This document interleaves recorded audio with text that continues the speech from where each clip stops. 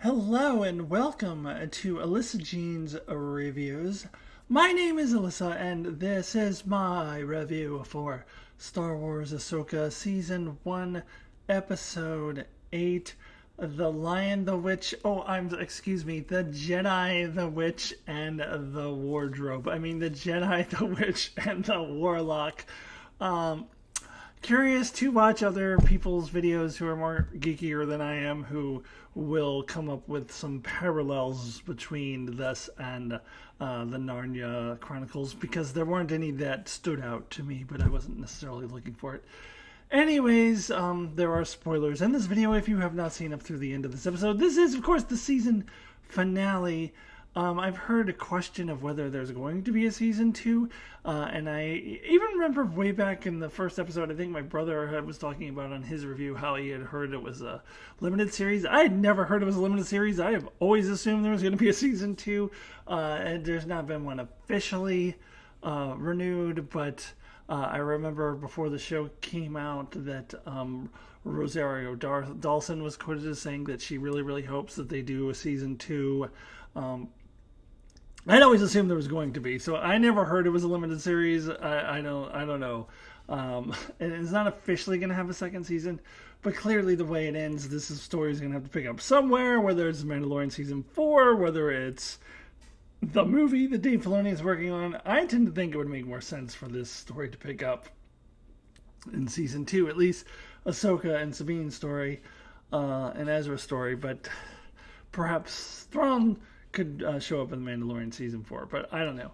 Anyways, so this review is going to be kind of an overview. Like, the whole thing is just going to be an overview. Sometimes I've done, like, sort of the highlights of the episode and gone through it, like, kind of a scene by scene, but not every scene. You kind of go through the episode. I'm just going to kind of ramble off on this one, give my overall thoughts, and throw in some details that I think are relevant. This episode wasn't terrible. It wasn't a terrible finale. It wasn't like a huge disappointment like some of the Disney Plus Marvel shows have been. They've not stuck the landing. There's been a lot of shows, honestly, that I've watched in recent years, just in general, that I think sticking the landing in a season is hard, and a lot of seasons fail to do so. And so it's not the worst that I've seen in recent years, is what I'm saying. It's not terrible. It definitely was fulfilling and satisfying in one very key way that was very important, which I'll get into in a couple minutes. But it was also very disappointing and unsatisfying in a couple of other ways. So I'll go ahead and get the negative out of the way first, get my critiques out of the way first. And that is the big one. Obviously, I feel like a lot of people are probably going to agree with this, is Baylan. Especially considering that Ray Stevenson is no longer with us, so we definitely cannot get that same version of the character. They could decide to recast him. I don't think they should. I think that they should, if they pick up the story, they should pick it up from Shin's point of view, and she should say, well, Baylan went and did this and this and this, and then they can explain the thing that they should have explained in this episode. I'm sorry, but they should have explained it. That is not a story thread that they should have left hanging for the next undetermined project. I don't mind leaving it as a cliffhanger as far as Sabine and Ahsoka being stuck in the other galaxy, as far as Thrawn has now made it back to our galaxy and it's going to wreak havoc. I actually had heard rumors of both of those things, not that Sabine and Ahsoka specifically would be left behind, but that not all of our characters were going to make it back. I had heard that rumor. I had heard that it's going to end with kind of Thrawn winning and getting back to our galaxy. And I was totally cool with that idea. Like, I have no problem with any of that. That can be unresolved as far as I'm concerned. What can't be unresolved is Balin's story arc, because they built it. And it was so much intrigue and interest. And then they go, give us nothing. Like, they have Balin like staring at some big statues, and I'm sure I'll watch other YouTube videos later where they're geekier than I am, and they're going to explain what those. Oh, that's the father, and that's the son, and that means this and that, and blah blah. This means that 25,000 years ago, such and such and such happened, and they'll have a whole backstory for it. That's bullshit. Like, you can't just be a geek in order to get all of the information. I'm sure the geeks probably will have all kinds of information about the statues or whatever and know exactly what Balin is doing. They needed to make it clear for everybody what exactly Balin was doing, because they had built it up so much. They had given us so much intrigue. I was so interested in this. In fact, last week in my review, I said if they do not give us an interesting answer, I'll be disappointed. They didn't give us any answer. No, I'm sorry, but that's bullshit. That is total bullshit. I'm really annoyed by that. I think it's a big failure on the show that they did not pay that off. Especially now that we'll never see that version of the character again. Probably not that character at all again, because I don't think they're going to recast him. And they better not do that creepy bring people back to life thing. I don't mind the de-aging CGI thing. I don't like the creepy bringing people back to life thing. I just don't like it. So they better not do that. So we're never going to see this character again. So it makes it even more disappointing. But even, let's say Ray Stevenson was still with us, it is still a disappointing ending. They still did this character dirty. They hooked us. It was so interesting. And then give us nothing. A big fat nothing. I don't care if some geeks can interpret what those statues are and come up with some whole big story. I don't care. Like, they gave us nothing. Nothing. So that is the biggest failure of this episode. Another thing that I felt was lacking, and maybe I'm the only one who feels this way. I'm sure everyone else is going to feel completely satisfied by this. But Ezra's reunion with Hera, Ezra's return to the galaxy, I don't know, it felt anticlimactic to me. Like, he came back to the galaxy for the first time. Now, at first I started tearing up a little bit. Eyes got watery when Hera first sees Ezra and goes, Ezra? I was prepared. My eyes started watering. I was prepared for a really emotional moment. And then,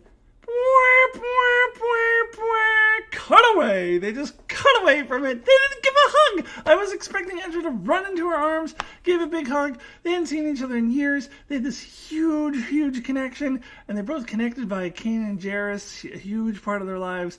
And they were together through thick and thin. Like, there should have been a huge hug. Like, Ezra should have jumped up in her arms, or Hera should have jumped in his arms. There should have been like a big, huge emotional moment. And then, Ezra could even say a line, just say something to each other. Like, they just kind of looked at each other. And it was Mary Elizabeth Winstead did a really good job. Like, you could see the hair was really emotional. That was good. But that was the beginning. That should have been the beginning. That should have been more. Like, I just felt really lacking that, I was ready to tear up and have an emotional moment, and it didn't come because I was like, what do you mean you're cutting away? You can't cut away before they even hug? I don't know. So that just felt unfulfilling, unsatisfying, and needed more there. So that kind of covers my complaints. Now, why I said this episode didn't suck, and why I said that there is one key part that really was fulfilling, is that Sabine and Ahsoka relationship. And that's a very big part of the show. It's a very important part that they needed to fulfill and follow through with. Where they failed with Balin, they succeeded with the Sabine and Ahsoka relationship. Because this is something that was introduced for the very first time on this show, because they never really had any interactions on Rebels. So they developed this relationship off screen that is now introduced in this show. So if they're going to do that, they had to pay it off in a satisfying way. And in here, they did absolutely succeed. First, with Ahsoka being at peace with what Sabine did, and thinking of herself as kind of failing Sabine, and kind of thinking as part of Sabine's journey, and commending Sabine for her successes in this episode, where Sabine's like, I didn't do anything good, and Ahsoka was looking at it in a very positive way. And I kind of predicted this. I kind of predicted after her Anakin experience, where she was very much at peace, and she becomes Ahsoka the White, that she would respond to Sabine in this way. As a good master should. She's very forgiving and understanding, and is now ready to nurture and help Sabine along in her journey, which I thought was absolutely beautiful. Also, from Sabine's perspective, the fact that previously she chose Ezra over Ahsoka, she completely ignored what Ahsoka had done. Now, granted, granted she thought she was dead, but she did kind of abandon her. She didn't try to look for her or anything to make sure she was alive or anything like that. She went for Ezra. So this time, she chose to stand by Ahsoka's side, and was satisfied with just the fact that Ezra was going to get to go home. And I'll be honest, I kind of thought she was going to go the other way. I kind of thought she was going to go with Ezra, but I'm glad she didn't. I am so happy that she stuck with Ahsoka and went and saved her, and it was really satisfying emotionally. So I that is the part of this episode that I did find satisfying from a finale perspective. They really did fulfill that storyline in a very huge way. It was very emotionally impactful. So that's why I said this episode doesn't suck, despite all those other criticisms that I had. This was a good thing that they did. Now, as far as the Anakin thing at the end, the Anakin Force goes, I neither hate it nor love it. I'm very neutral on it. It's just kind of there. But I kind of feel like it was supposed to elicit some kind of emotional response. I'm just like, I don't know. And Sabine is the one who sensed him. Sabine has no connection with Anakin. I don't know. I don't hate it. It was just like, yeah. Like, if they had not had that, I wouldn't have felt like anything was missing. Like, I wouldn't have felt like, oh, we need to see Anakin one more time. Maybe other people disagree. I didn't feel like we needed to see Anakin again. So I was just like, whatever. I don't know. I am still baffled by how Anakin gets to have a Force Ghost, because remember what Yoda had to go through to get to be a Force Ghost at the end of season 6 of the Clone Wars, and apparently he teaches that to Obi-Wan, or Obi-Wan's going to learn to do that. I think post Obi-Wan Kenobi series, I think he's going to learn through Qui-Gon Jinn how to become a Force Ghost. When did Anakin do that? When did Darth Vader do that? I don't think Darth Vader was wasting time trying to be a Force Ghost. No. He was too busy Force choking people. I don't know. So how does Anakin get to be a Force Ghost? But anyway, that's neither here nor there. Also, I can say there's a lot of good action scenes, a lot of excitement, a lot of good stuff. I heard the actress who played Morgan say that her favorite scene in the whole show was the fight that she gets to do with Ahsoka at the end. And it was a pretty spectacular scene. It was great. I love that they built it up with her getting to become a Night Sister and getting those powers. Of course, she just dies in the end, so it doesn't matter. But I love how they set that up to make her more of Ahsoka's equal, because Ahsoka kind of kicked her ass in The Mandalorian, but she's more on par with her now. And I thought it was visually a fantastic fight scene. Probably even better than the Ahsoka Baylan scene, or the Ahsoka Baylan had more of a connection between the two characters. Just visually, as far as an action sequence goes, I think this one was better. So that was top notch. So kudos for that. The zombie stormtroopers, that was pretty cool. And this is something that a lot of people have theorized, that the stormtroopers were undead. I don't think they were undead before, but I think the Night Sisters did their thing and made them undead. I think Admiral Thrawn goes, engage the night troopers or something. Like, I don't know, they kind of are, yeah, they were doing the zombie thing.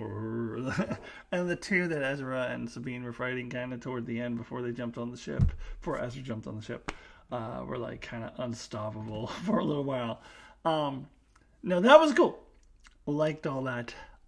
I do love that Ezra got home, and I do love that moving forward we will get to see Ezra back again, I'm assuming. So I do love that. I wish they did a little bit more with that reunion scene. I'm probably the only one who feels that way. I needed more. But I do like that Ezra did get back. That was satisfying in and of itself. So I like that. And I don't feel worried for Sabine and Ahsoka. Ahsoka's like, Ezra's exactly where he needs to be, as are we. Ahsoka's like wise now. She's Ahsoka the White.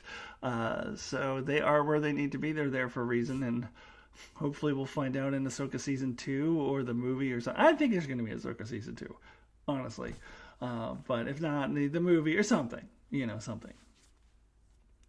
But, yeah. So there was some cool stuff in here. Very cool stuff. Some things that were satisfying. It's just that Balin thing, big fail. All right. So I guess I'm supposed to give some sort of rating here, because that's my tradition. I don't know what the fuck to give this episode.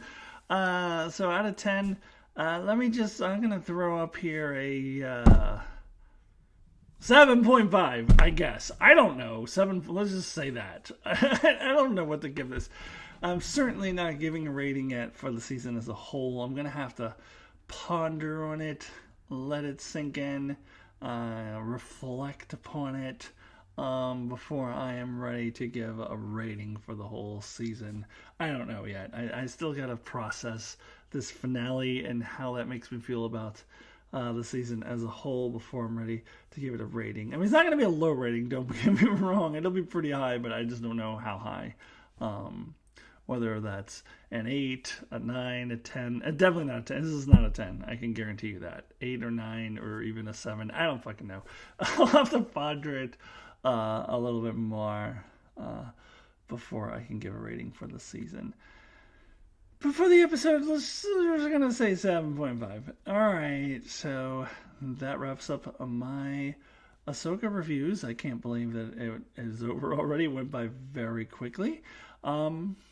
So, I got nothing else on this show, but I am doing Star Trek Lower Decks. I'm also doing a live chat with wine, where I just drink wine and people come talk to me on October 14th at 4 p.m. West Coast time, and maybe I'll talk more Ahsoka then. Maybe I'll talk about my rating for the season in that video. I don't know. Alright, everyone. Thanks so much. Please subscribe if you have not already, and I shall see you very soon.